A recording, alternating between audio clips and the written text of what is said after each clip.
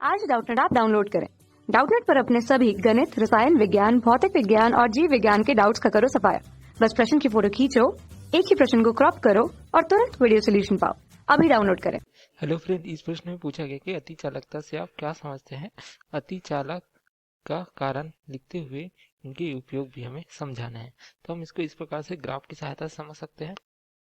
तो हमें क्या पता है कि कुछ पदार्थ ऐसे होते हैं जिनका ताप बढ़ाने पर क्या होता है, इनका प्रतिरोध का मान जो है बढ़ जाता है।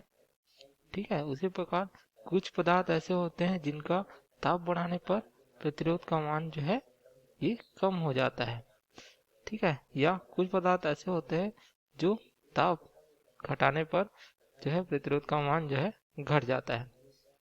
तो इस प्रकार से अलग अलग जो पदार्थ है अपनी प्रकृति को प्रदर्शित करते हैं।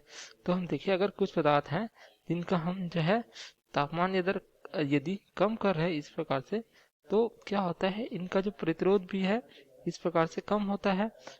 ठीक है, लेकिन एक एक निश्चित बिंदु पर पहुंचने पर क्या होता है, इनका जो प्रतिरोध है वो एकदम से शून्य प्राप्त हो जाता है इस प्रकार से। तो वह ताप जिस पे जो प्रतिरोध का जो है ताप शून्य हो जाता है, उस ताप को कहा जाता है, हम कहते हैं इसको क्रांतिक ताप। इसे हम टीसी से दर्शाते हैं। इसे क्या कहा जाता है, क्रांतिक ताप। जैसा हम देख सकते हैं जो है एक ताप पर जो है पदार्थ का जो प्रतिरोध है एकदम से शून्य प्राप्त हो जा रहा है। तो ये ग्राफ दिखा रहा है जो ताप हमने लिया है केल्विन में, उसके साथ दर्शा रहा है। अगर ताप को हम कम करते हैं, देखिए प्रतिरोध कम होता है, लेकिन एक निश्चित बिंदु पर जो है ताप जो है के मान पर जो है प्रतिरोध एकदम शून्य हो जाता है। ये जो ग्राफ दिखाता है ये पारे के लिए दिखाता है, जहाँ पे जो है क्रांतिक ताप क्या प्राप्त होता है, ये प्राप्त होता है 4.2 केल्विन। पारा के लिए लिख सकते हैं इस प्रकार, क्रांतिक ताप प्राप्त हो जाता है 4.2 डिग्री केल्विन। इस प्रकार जो है अन्य जो धात्विक हैं उनके लिए हमें प्राप्त होता है क्रांतिक ताप, टीन के लिए प्राप्त हो जाता है 3.72 डिग्री केल्विन। ठीक है, या अतिचालकता की घटना होती है जो दर्शाती है जब न्यून तापमान हो, अर्थात तापमान जो है अगर 0.1 के से जो है 10 केल्विन तक हमें प्राप्त होती है। इस प्रकार से हम अतिचालकता की घटना समझ सकते हैं जब उसका प्रतिरोध जो है एकदम शून्य पर, अर्थात प्रतिरोध जब शून्य हो जाएगा तो क्या होगा, I बराबर V/R से अगर शून्य रखें तो धारा का मान क्या हो जाएगा, ये प्राप्त हो जाएगा हमें अनंत। अर्थात अगर हम कह सकते हैं कि इसमें जो है प्रवाहित धारा जो है बहुत अधिक मात्रा में प्रवाहित होती है। इसकी खोज जो है 1911 में की गई थी।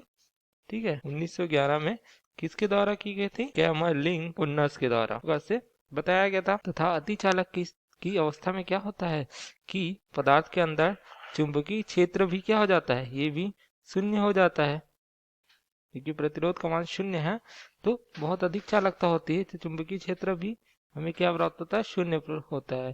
तथा इस प्रभाव को हम क्या कहते हैं, इसे कहते हैं माइसनर प्रभाव। तो हम कह सकते हैं अति चालकता वो होती है जब किसी पदार्थ का जो प्रतिरोध शून्य मान पे पहुंच जाता है, जो निश्चित ताप पे होता है, तो ये जो है प्रदर्शित करती है। अब ये क्यों होता है, जैसे हमें पता है कि चालकता किसके कारण होती है, किसी पदार्थ में जो है इलेक्ट्रॉन होते हैं, ठीक है, उनके जो है प्रवाह के कारण या प्रवाह के कारण हमें प्राप्त होते हैं।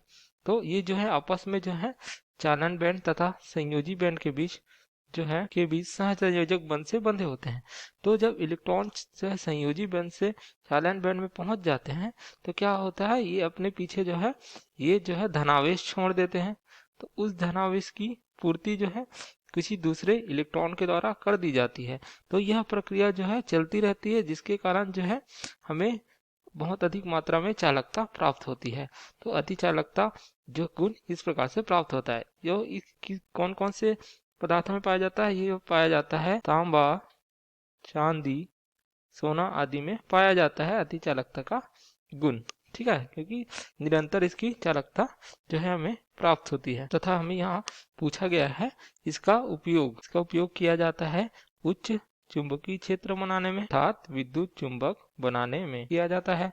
उसी प्रकार विद्युत ऊर्जा के संचरण में तथा किसमें किया जाता है, सुपर कंप्यूटर बनाने में चालकता की जरूरत होती है जहां पर। तो इस प्रकार हमने अति चालकता को समझ लिया। जब प्रतिरोध का मान एकदम से शून्य प्राप्त होता है हमें, तो वही हमें जो है अति चालकता प्रदर्शित करती है, अर्थात जो एक निश्चित तापमान पर। तो ये कहलाता है क्रांतिक ताप, जो इस प्रकार से अलग अलग पदार्थों के लिए हमें प्राप्त होती है।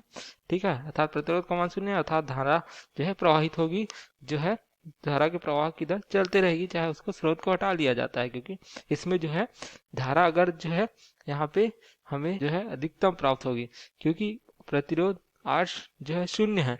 तो क्या है, I का वर्ग R क्या होता है, ये दर्शाता है शक्ति क्षय को।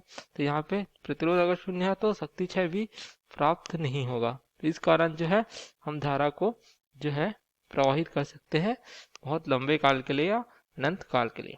तो इस प्रकार हम अति चालकता को समझ सकते हैं। Okay, thank you. कक्षा 6 से 12वीं से लेकर नीट, IIT, JEE वो एडवांस के लेवल तक 1 करोड़ से ज्यादा छात्रों का भरोसा। आज ही डाउनलोड करें डाउटनेट ऐप या व्हाट्सएप करें अपने सारे डाउट्स 8400 400 400 पर।